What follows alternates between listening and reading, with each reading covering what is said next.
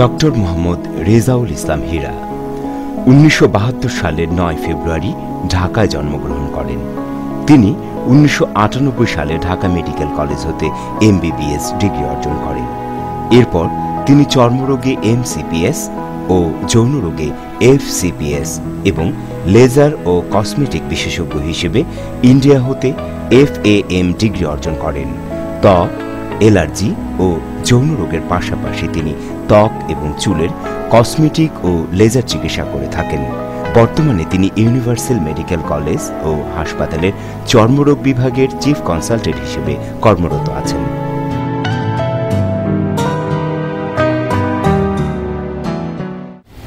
ইদানিং আমরা যে রোগটা খুব বেশি পাই সেটা হলো শুষ্ক ত্বকের অ্যাটোপিক ডার্মাটাইটিস।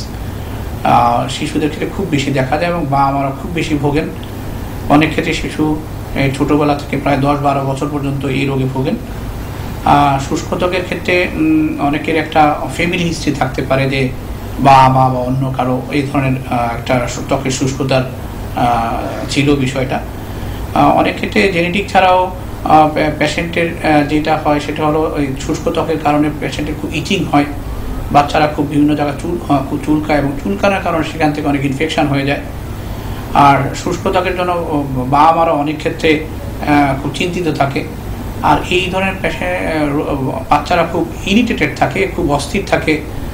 আর অনেক ক্ষেত্রে যদি আমি ট্রিটমেন্টের কথা বলি সেই ক্ষেত্রে সবার আগে ট্রিটমেন্টটা হলো ময়েশ্চারাইজিং। আপনি যত ত্বকের ময়েশ্চারটা মেনটেন করতে পারবেন তত শিশু কম চুলকাবে, তত তার ইরিটেশন কম হবে, তত তার ইনফেকশন কম হবে, তত সে ভালো ঘুমাবে।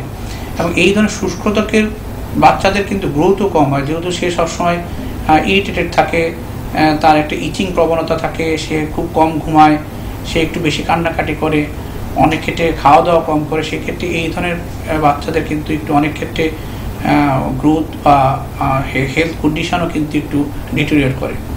তো আমাদের যেটা করণীয় সেটা বলেছি একটু আগে, সেটা হলো ময়েশ্চার মেনটেন করা। এই ময়েশ্চার অনেকভাবে মেনটেন করা যায়, যে কোনো ভালো তেল, বিশেষ করে olive oil, even coconut oil অনেক ভালো কাজ করে। বাজারে প্রচলিত ভালো যে কোনো ময়েশ্চারাইজারটা যখনই শুষ্ক হবে অন্তত দিনে 5 থেকে 6 বার ময়েশ্চারাইজার অ্যাপ্লাই করা।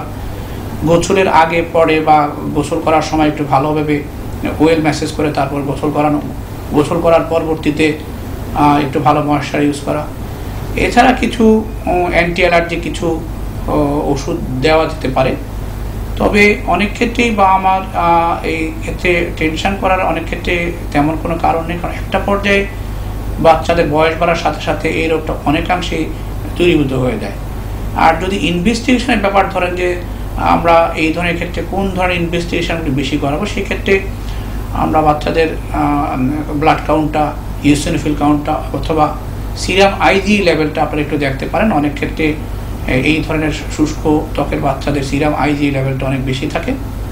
তবে সঠিকভাবে ডাক্তারের পরামর্শ এবং একটু ওষুধ মেনটেন যদি ঠিকঠাক মতো করেন তাহলে আপনার বাচ্চাদেরকে এই সমস্যা থেকে মুক্ত রাখতে পারবেন।